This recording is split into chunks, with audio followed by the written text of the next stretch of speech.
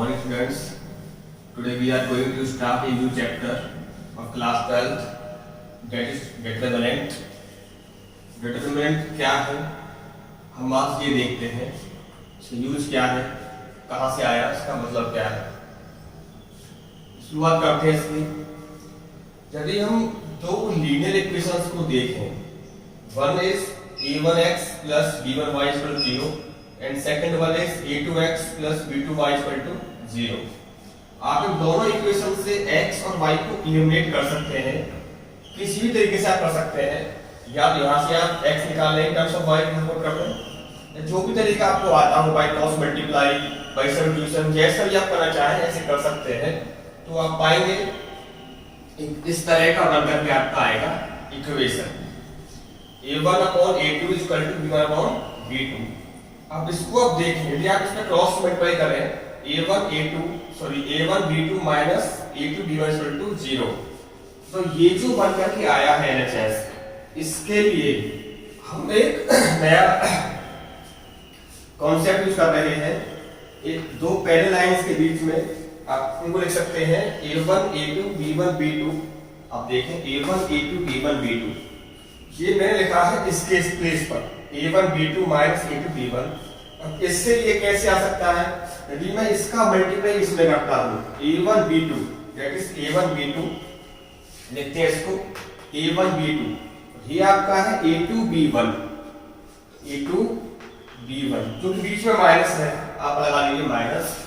तो यहां से हम करेंगे, जब भी आपको इस तरह का जो पैरेलल लाइंस के बीच में first element second third fourth जो दिखाई दे रहे हैं, इसको ओपन करने के लिए, एक्सपेंड करने के लिए यहां से देखने पर हम कह सकते हैं पहले आपको इसका इसमें मल्टीप्लाई करना पड़ेगा, that's a1 b2, then after minus a2 b1।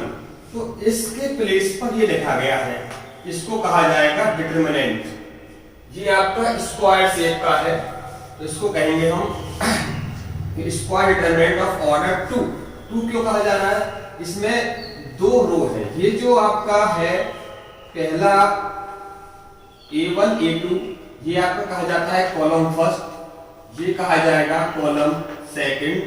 ये जो हॉरिजॉन्टल लाइन आपको दिखाई दे रही है, it is row first, it is row second. इसमें आपके दो रो हैं और दो इसमें आपके कॉलम है। तो इसको 2x2 matrix, 2 rows and 2 columns, 2 rows और 2 कॉलम्स, तो इसको 2x2 का स्क्वायर डिटरमिनेंट कह सकते हैं। अब हाथों में लिए थे दो इक्वेशंस।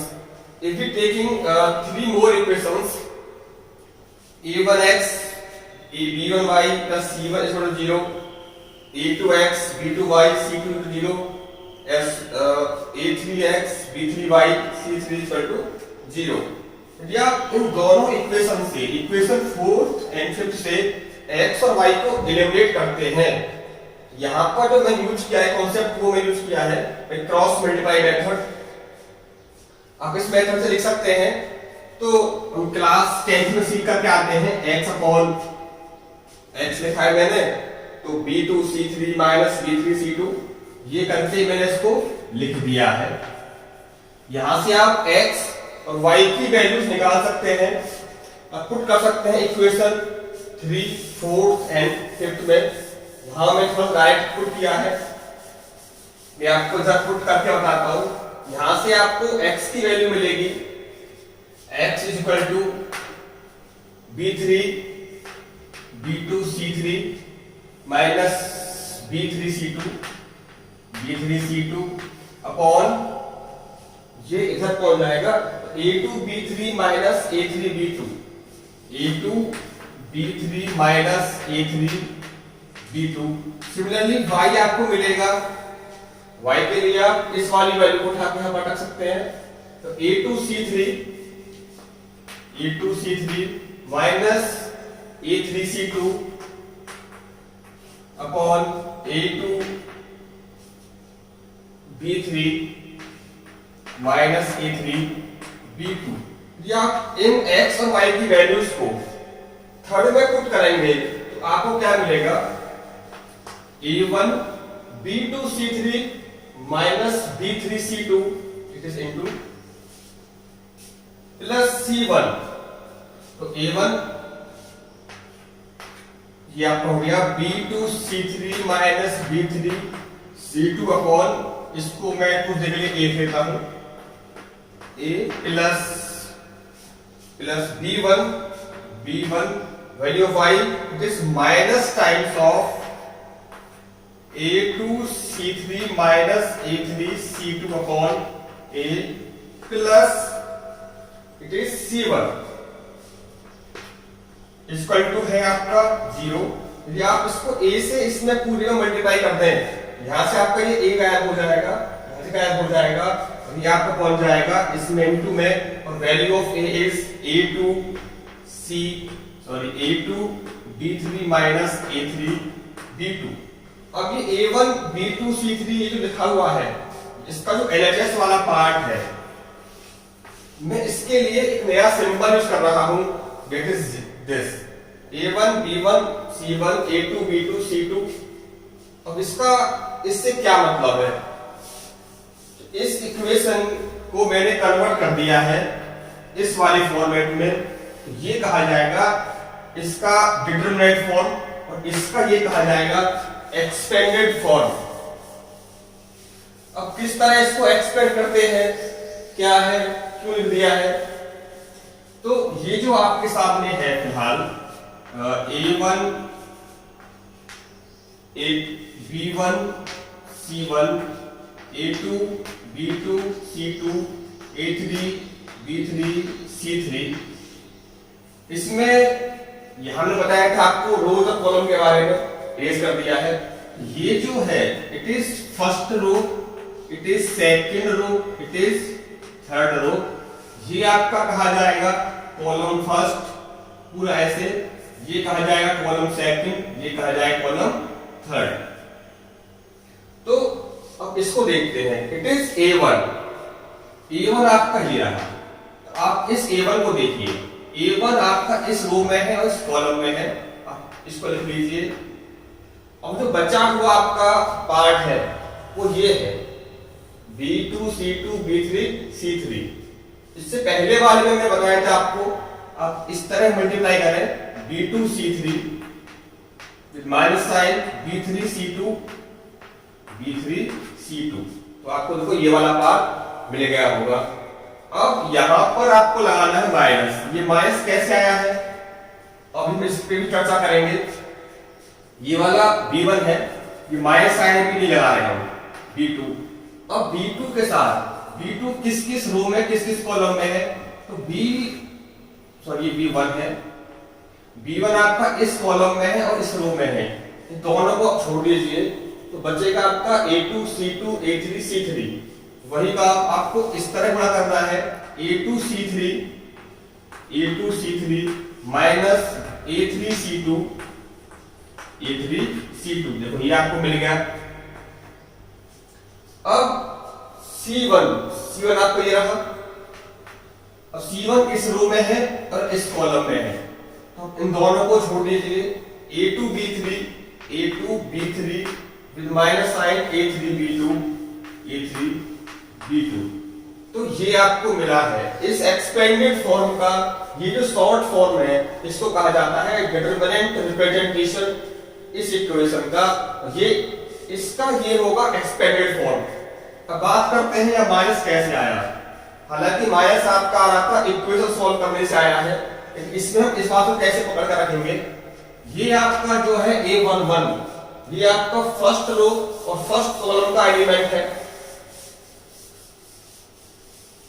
जो आपका इसमें है। ये बताता हूं आपको एक बार कि it is first row first column, ये आपका फर्स्ट रो सेकंड कॉलम का element, first row third column का element. It is second row first column, second row second column, it is second row third column, it is second third row first column, third row second column, third row third column. हम determinant में small letters में लिखते हैं elements को। ये सारे जो इसमें अंदर लिखे गए हैं इनको कहा जाता है एलिमेंट्स ऑफ डिटरमिनेंट। और पूरे डिटरमिनेंट को आप कैपिटल लेटर से रिप्रेजेंट कर सकते हैं। तो देखो 1 आप, अब हम देखते साइंस के बारे में, कहां प्लस आना है कहां माइनस आना है। इसके लिए हम क्या करेंगे, हम देखेंगे कौन सा एलिमेंट किस रो और किस कॉलम का है, उसका नंबर क्या है। तो हम पहले पता करेंगे सम किस किस का, रोज और कॉलम का। यदि ये इवन आता है तो हम प्लेस करेंगे प्लस का साइन, यदि ये ऑड आता है तो प्लेस करेंगे साइन माइनस का। जैसे अब ये जो एलिमेंट है ये फर्स्ट रो फर्स्ट कॉलम का है, तो सम की बात करें इट इज 2, और 2 का मतलब हो गया आपका प्लस, सॉरी इवन के लिए लाएंगे प्लस।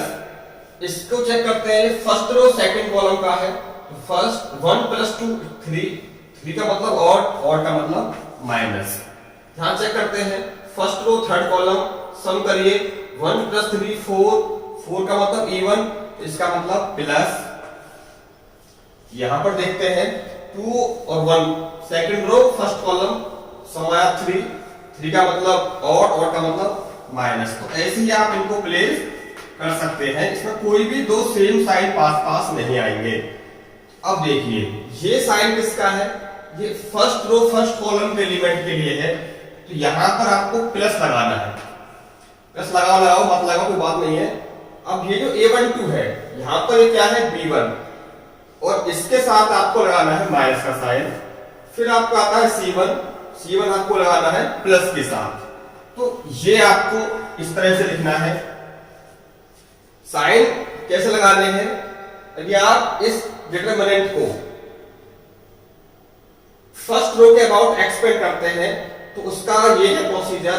अब साइन आपको समझ में आ गया होगा, इसके लिए प्लस, इसके लिए माइनस, इसके लिए प्लस। मैं एक बात फिर बताता हूं आपको किस तरह से करते हैं एक्सपेंड।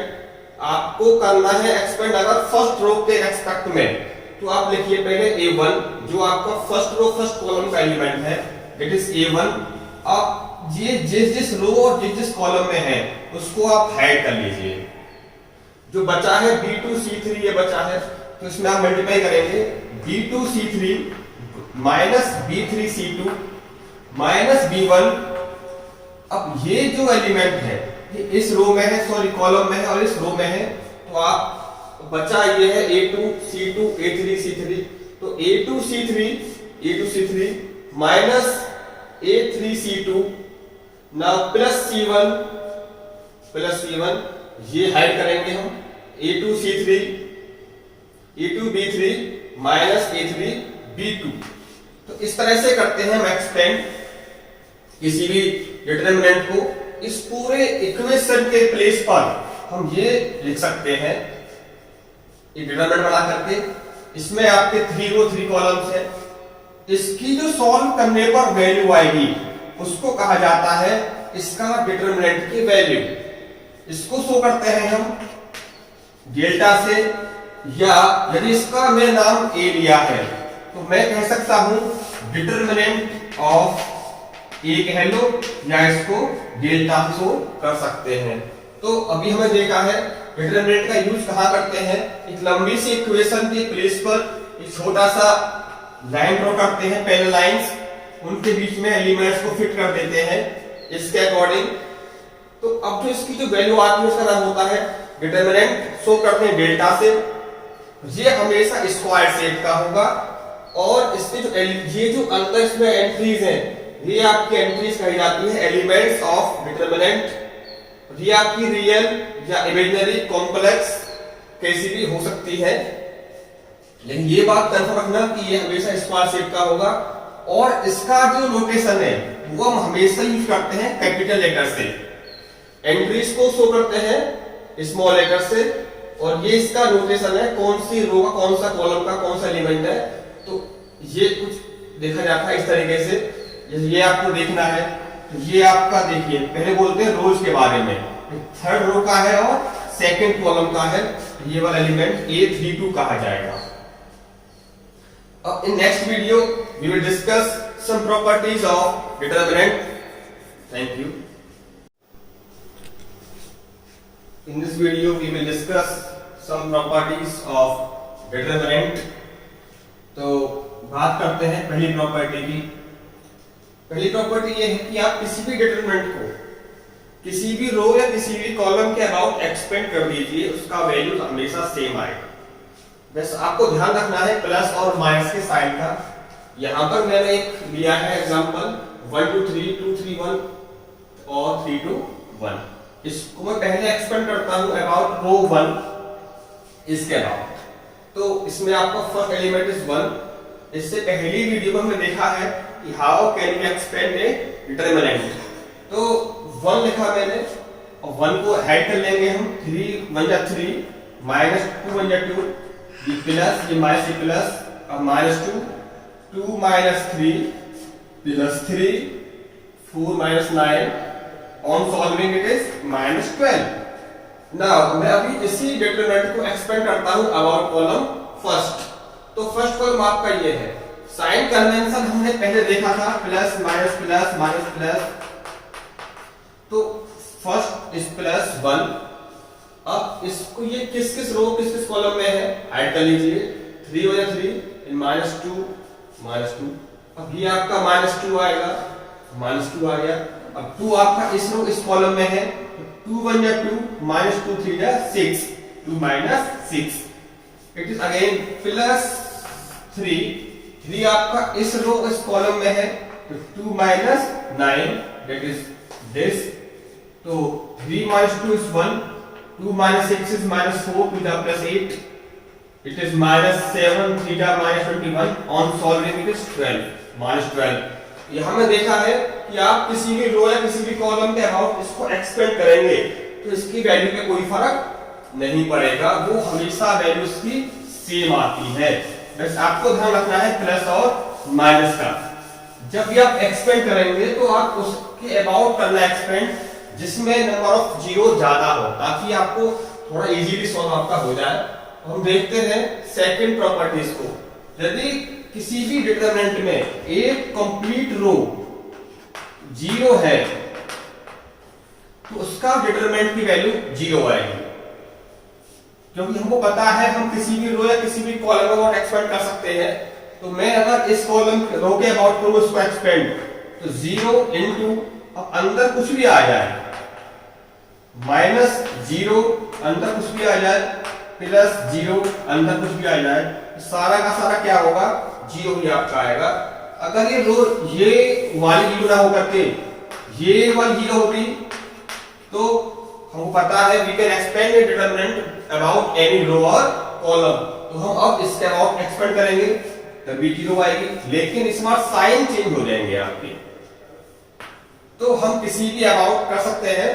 बस अगर कोई कंप्लीट रो या कंप्लीट कॉलम 0 है तो उसका कंप्लीट डिटरमिनेंट की वैल्यू क्या आएगी करके 0। नेक्स्ट वन इज अगर दो रोज या दो कॉलम आइडेंटिकल हैं तब भी उसका वैल्यू 0 आपका आएगा। अगर कंप्लीट कोई डिटरमिनेंट मैंने लिया है 1 2 3 2 5 6 आप करो इसको expand about first column sorry first row 1 1 2 6 जा 12 minus 15 minus 2 6 minus 6 minus 6 plus 3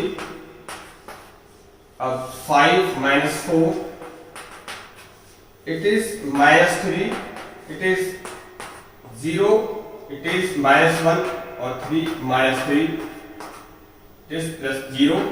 तो 0 आपका आंसर आएगा। कोई भी रो कोई भी दो रोज जब कोई भी दो कॉलम्स आपके आइडेंटिकल हैं तो उसका आंसर कितना आएगा 0। तो यहां से एक बात और है, ये तो बात हुई तीन प्रॉपर्टीज के बारे में। अब आपकी है नेक्स्ट प्रॉपर्टी। यदि आप किसी भी डिटरमिनेंट में कोई दो रोज को या दो कॉलम को आपस में इंटरचेंज कर देते हो, आपकी ये रो फर्स्ट है, यहां मैं लिखता हूं 1 2 3 2 3 1 3 1 2, तो इसका आंसर सपोज आपका x आता है। यदि आप इसके रो फर्स्ट को रो सेकंड से इंटरचेंज कर देते हो, ये साइन यूज किया है मैंने इंटरचेंज के लिए। Row 1 and row 2 are interchange, then आपका जो आंसर आपका आएगा, तो ये क्या लिखा जाएगा आपका 2 3 1 1 2 3 3 1 2। यहां पर देखिए रो 1 और रो 2 आपस में इंटरचेंज हो चुके हैं। तो पहले का अगर आंसर x था, इसका आंसर आपको मिलेगा -x। तो इसका मतलब ये है never in two rows and two columns को, यदि आप इस कॉलम को भी आपस में इंटरचेंज कर देंगे या इसको इंटरचेंज कर देंगे तब भी आपको आंसर में माइनस का चेंज आ जाएगा। तो यदि आप इंटरचेंज कर देते हो, ये आपका कोई डिटरमिनेंट है सपोज ए, यदि आप किन्हीं भी दो नेबरिंग रोज को आपस में इंटरचेंज कर देते हो तो आपको आंसर मिलेगा -a। ये वेरीफाई कर सकते हैं इजीली। अब बात करें नेक्स्ट, दो रोज या दो कॉलम आपस में इक्वल नहीं है लेकिन प्रोपोर्शनल है, तब भी इसका आंसर 0 आपका आएगा। जैसे 1 2 3 2 4 6, यहां पर आप लिख दीजिए 3 5 9। तो ये आपकी रो 1 है, ये आपकी रो 2 है। अब देखिए रो 2 रो 1 से जस्ट डबल है, या ट्रिपल हो सकती है या 4 टाइम हो सकती है। तो इसका आंसर आपका भी कितना आएगा 0।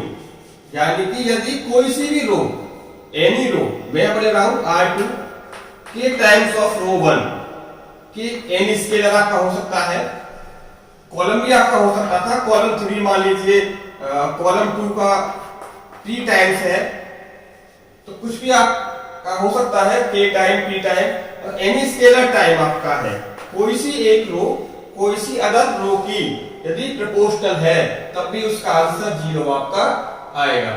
अब क्यों आएगा 0, इसकी पुष्टि हम भी कर लेते हैं नेक्स्ट प्रॉपर्टी से। नेक्स्ट प्रॉपर्टी आपकी है, आप किसी भी डिटरमिनेंट में किसी भी रो या किसी भी कॉलम से कुछ भी कॉमन ले सकते हैं। जैसे यहां पर 2 4 6 है, यहां पर 3 6 9 है, 1 4 6 है।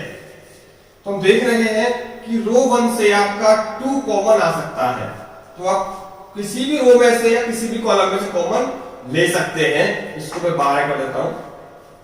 तो कॉमन ले लिया, take 2 common from row first, तो कॉमन लेंगे तो यहां पे क्या बचेगा 1 2 6।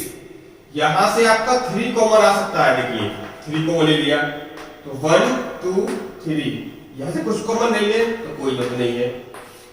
अब आप देख रहे हैं कि कॉलम 2 से भी 2 कॉमन आ सकता है, तो ले लीजिए, इन 2 में सब लिखा जाएगा। तो कॉमन लेंगे तो यहां पे क्या बचेगा आपका 1 1 2। अब कॉलम 3 से फिर कॉमन आ रहा है 3, ले लीजिए, यहां बचेगा आपका 2, यहां बचेगा 1, यहां बचेगा 2। तो कॉमन लेने के बाद जो बचा आपका डिटरमिनेंट है वो क्या है 1 1 1 1 2 2 2 1 2। अब इस प्रॉपर्टी के बेस पर आप इसको देखिए, यदि मैं कॉलम इसमें रो 2 में से 2 कॉमन लेता हूं तो क्या बचेगा 1 2 3 1 2 3 3 5 9। अब these two rows are equal, तो यदि दो रोज या दो कॉलम आपस में इक्वल होते हैं तो उसका आंसर 0 आपका आ जाता है। तो ये भी आपकी प्रॉपर्टी है कि दो रोज दो कॉलम आइडेंटिकल हो 0 आंसर आएगा, दो रोज या दो कॉलम आपस में प्रोपोर्शनल हो तब भी आंसर 0 आएगा, कोई सी एक रो या कोई सा एक कॉलम पूरा 0 हो तब भी आंसर 0 आएगा, और किसी दो रो या दो कॉलम को आपस में इंटरचेंज कर देने पर उसका डिटरमिनेंट की वैल्यू नेगेटिव हो जाएगी। अब नेक्स्ट वैल्यू में प्रॉपर्टी देखी थी कॉमन वाली। अब एक प्रॉपर्टी और है, यदि कोई डिटरमिनेंट आपका ऐसा है कि उसमें एक रो या कोई सी एक कॉलम सम की फॉर्म में दी हुई है या डिफरेंस की फॉर्म में दी हुई है, जैसे ये है, इसका जो फर्स्ट कॉलम है वो एक्सपेंडेड फॉर्म में है, सम ऑफ 2 और 3 या डिफरेंस ऑफ 2 और 3 एलिमेंट हो सकता है। तो इसको आप दो अलग अलग डिटरमिनेंट की फॉर्म में एक्सपेंड कर सकते हो, जैसे A B C, it is P Q R, it is X Y Z, अब एबीसी आपका आ चुका है। अब small ABC P Q R X Y Z, तो ये एक आपका सिंगल डिटरमिनेंट, दो अलग अलग डिटरमिनेंट के फॉर्मेट ब्रेक हो सकता है और इसकी वजह से कोई फर्क नहीं पड़ेगा। नेक्स्ट प्रॉपर्टी, आपके पास अगर कोई डिटरमिनेंट है, सपोज 2 3 4 1 2 3 6 7 9, आप इसकी किसी भी रो में या किसी भी कॉलम में किसी स्केलर क्वांटिटी से मल्टीप्लाई करना चाहते हैं, तो आपको पूरे डिटरमिनेंट में उस स्केलर फैक्टर से डिवाइड करना पड़ेगा। ये आप चाहते हैं कि R1 को 3R1 कर दिया जाए, इस वाली रोज को 3 टाइम कर दिया जाए, तो आपको पूरे डिटरमिनेंट को 3 से डिवाइड भी करना पड़ेगा। ये आपका हो जाएगा 6 9 14, बाकी एज इट इज। यदि आप चाहते हैं कि R2 को मैं 1/3 टाइम्स कर दूं या 1/4 टाइम कर दूं, तो डिटरमिनेंट को आपको 4 टाइम करना पड़ेगा और रो 1 आपकी हो जाएगी बाई 4 टाइम्स, 2/4 3/4 4/4। ये सेक्टर वाली बात हो गई कि आप किस तरीके से किसी भी रो या किसी भी कॉलम को आपको बाई 3/4 या 4 टाइम 5 टाइम करना है, तो आपको वो पूरा डिटरमिनेंट में आगे उसी फैक्टर से डिवाइड भी करना पड़ेगा, उसे करस्पॉन्डिंग। यदि आपने इनटू किया है तो वहां डिवाइड करना पड़ेगा, अब डिवाइड किया है तो बाहर मल्टीप्लाई करना पड़ेगा। नेक्स्ट प्रॉपर्टी क्या है, आप किसी भी डिटरमिनेंट को जैसे 2 3 4 1 2 3 3 2 1, इसकी वैल्यू आप निकालें तो आपको मिलेगी इसकी value 2 2 - 6 -4 -3 1 - 9 it is -8 plus 4 2 - 6 it is -8 plus 24 -4 -16 it is 0। now आप इसमें कोई भी रोज को आपस में ऐड करके देख लीजिए, किसी भी रो को या किसी भी कॉलम को आपस में आप ऐड करके सबट्रैक्ट करके या कोई और चेंज करना चाहते हैं कर सकते हैं। जैसे मान लो मैं करता हूं R1 change R1 minus R2 और R2 change R2 minus R3। ये जो मैं कर रहा हूं इनको बोलते हैं ऑपरेशंस, और ये करने से सवाल आपका थोड़ा इजी हो जाता है। इसका मतलब ये है कि मैं R1 को R1 के एलिमेंट में से R2 के एलिमेंट घटा करके लिख रहा हूं। जैसे ये R1 का एलिमेंट है 2, ये R2 का एलिमेंट है 1, 2 - 1 that is 1, it is 1 it is 1। यहां पर बताइए इसको 1 - 3 it is -2, it is 0 it is 2 it is 3 to 1।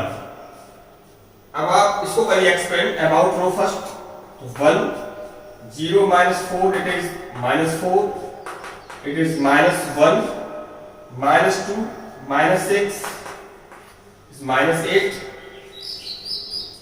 plus 1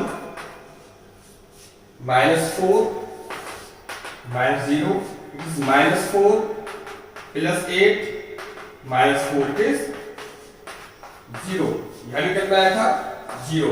तो आप किसी भी रो या किसी भी कॉलम को आपस में ऐड करके ये सबट्रैक्ट करके इंटरचेंज करके उसको सॉल्व आउट कर सकते हो, उसकी वैल्यू में फर्क नहीं पड़ेगा। लेकिन ध्यान रहे जो आपका R1 का साइन यहाँ है प्लस का है तो प्लस का आपका इधर होना चाहिए, R2 का साइन प्लस का है तो प्लस का होना चाहिए।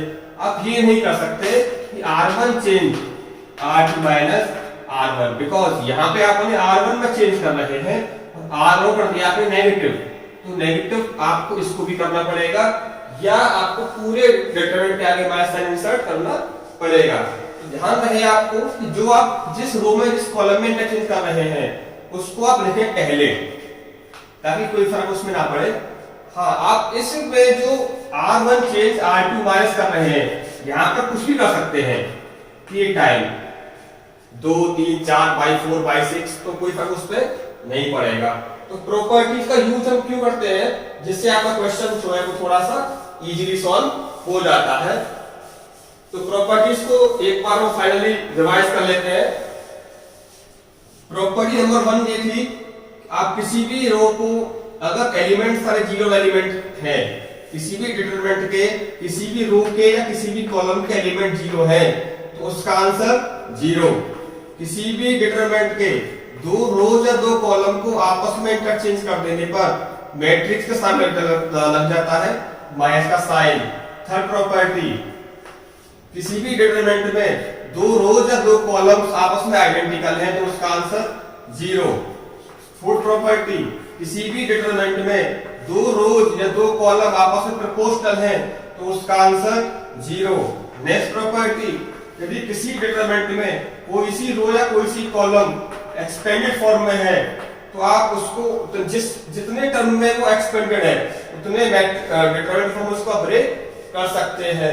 चौथी बात, सिक्स प्रॉपर्टी, यदि आपने किसी भी रो या किसी भी कॉलम में कुछ कॉमन दिखता है तो उसको आप कॉमन लिख सकते हैं। नेक्स्ट प्रॉपर्टी, यदि आपने किसी रो में या किसी कॉलम में किसी स्केलर से मल्टीप्लाई किया है तो बाहर आपको डिवाइड करना पड़ेगा, अंदर आपने डिवाइड किया है तो बाहर मल्टीप्लाई करना पड़ेगा। नेक्स्ट प्रॉपर्टी आपकी है, आप इस पे कोई भी लगा सकते हैं ऑपरेशन, जैसे R1 में चेंज करना है आपको तो R1 minus R2 plus R3 आप लगा सकते हैं, कोई फर्क उस पे नहीं पड़ेगा। बस ध्यान रखना है जितने ऑर्डर का आपका डिटरमिनेंट है, मान थर्ड ऑर्डर का है तो आप एक साथ उसमें दो बार ऑपरेशन लगा सकते हैं। ये प्रॉपर्टीज हैं, इस पे हम क्वेश्चंस करेंगे नेक्स्ट वीडियो। Thank you.